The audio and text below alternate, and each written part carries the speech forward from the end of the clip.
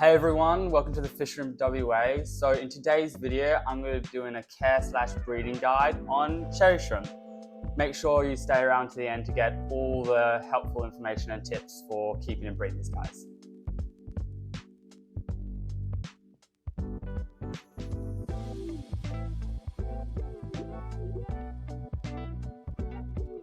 Firstly, I'm going to be talking about tank size and tank mates. With these guys, tank size really doesn't matter. You can keep them from anything from a 40 litre to a 4 foot and they won't care. The reason I'm saying 40 litre is I wouldn't keep these guys in anything under a 40 litre tank, even though they're really small. And you think, oh, I could get away putting them in a 20 litre. They're still an animal and they should still be given that space to roam and explore like any other fish. And yeah, they're not fussy at all. They can go in anything, large or small. And next is going to be tank mates. And this is probably the most important thing when it comes to cherry shrimp. As you can see, they're really small, probably maxing out at about a centimetre to a centimetre and a half, which makes them easy food to any larger fish. So if you're setting up a tank for these guys, I wouldn't recommend you get any cichlids, large rainbow fish, angelfish, large cories, or you could probably get away with putting them in a tank with a beta depending on their personality. So if you've got a very relaxed, calm beta, they'll probably do just fine together. But if you have a very boisterous and aggressive beta, then he'll probably end up harassing the shrimp and maybe even try and eat them. So yeah, that's what I recommend tank size and tank mates. Okay, so now I'm going to be talking about pH and temperature. So when it comes to pH for these guys, they are a little bit finicky with it.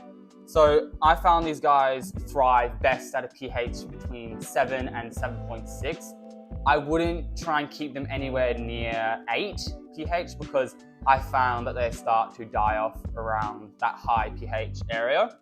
I have kept these guys in a low pH of 6.6, but I just find they will survive, but they just don't breed as readily as when they are between 7 and 7.6. So yeah, that's pH for them. And next is temperature. So when it comes to temperature, these guys, they do not care. I've kept these guys between 18 to 30 degrees Celsius, and they breed and survive easily between those two. I found no difference in behavior, breeding, color. There's no difference in temperature. I would say if you are with temperature, they are sensitive to any fluctuations in temperature. So I would always try and say if you're keeping it at like 24, try and keep it at 24 and not let the temperature drop or jump too significantly. And yeah, that's really much for them. They're really hardy when it comes to that. Okay, so now I'm going to be talking about tank setup and diet. So when it comes to tank setup with these guys, they're really easy. You technically just want to mimic this setup. So tons of plants. I found shrimp thrive when there's tons of natural plants in the aquarium. They just love, diving in and out of them and nibbling the algae off it. And also the babies will hide in amongst the plants so they don't get predated on.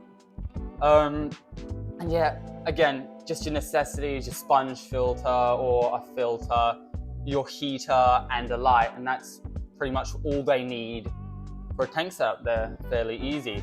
And now I'll talk about diet. When it comes to diet with these guys, again, they're not picky. They will eat, they're technically scavengers. They'll eat anything that's on the bottom, even if that's decaying plants, leftover food that you would feed the rest of your fish. Yeah, I've just found every afternoon or every night when the lights turn off, I just chuck in like a little algae wafer and they'll just sink to the bottom and they'll just nibble on that. And that just means, because they're very slow eaters, when the lights are off, all the other fish will be asleep so they can get to the food first. And yeah, they'll just also eat any, algae on your plants and just kind of scavenge around and do their own thing. So yeah, that's technically, that's that.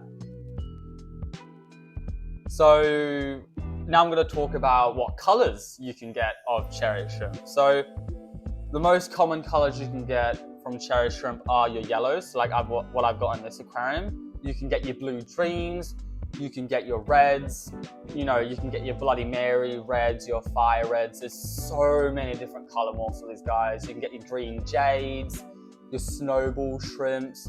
There's just so many, and that's the other upside of these guys, is they're not just one color. You can get so many different colors. You do like a skittle tank, where you get lots of different colored shrimp together, and you can have like the beautiful colors in your aquarium. And another thing about these guys is, little heads up, is cherry shrimp are Neocaridinae. So sometimes a little mix up between like shrimp in the aquarium hobby, because there's two different types. You have two different families. You have the Neocaridinae and the Caridinae. So the Neocaridinae are technically just the cherry shrimp, so they can just be kept in your normal tap water, in any normal aquarium with a pH between 7 and 7.6. While your Caridinae, they can only live in RO water with a really low pH around 6. So yeah, make sure before you buy any that you make sure that they're Neocaridinae if you're wanting just to add them into your community aquarium. Okay, so now I'm going to be talking about probably the most important tip for keeping your shrimp alive, and this is drip acclimating. Drip acclimating is it's where you introduce tiny little bits of your aquarium water into the container where your shrimps are. And by doing this, what you're doing is you're getting your shrimps slowly acclimated into your tank's pH, GH, temperature, all the essentials, and that just helps them not get shocked when they get brought into your aquarium. So it helps them slowly get introduced to your water parameters and understand, you know, what's going on in your aquarium. And I have found 100% success rate using drip acclimating as a method of introducing your shrimp to your aquarium. It's 100% essential in doing it. And I've got a video that I'll link up above on me explaining how to drip acclimate your fish. Okay, and probably the last thing in this video is going to be breeding your cherry shrimp. And breeding a cherry shrimp, it's so easy. It's the easiest, well, shrimp to breed, invertebrate to breed.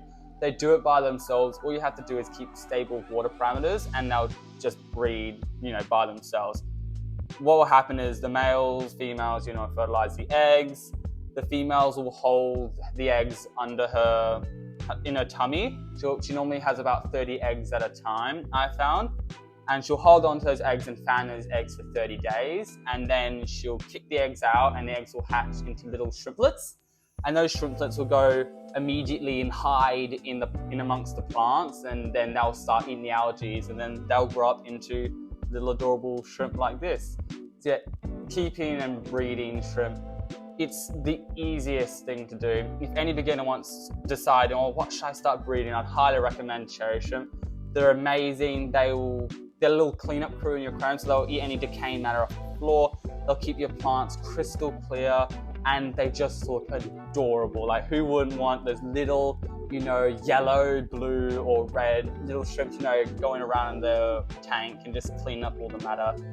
And yeah, so that's the care and breeding guide on cherry shrimp. I hope you enjoyed, and please like and subscribe down below, and thanks for watching.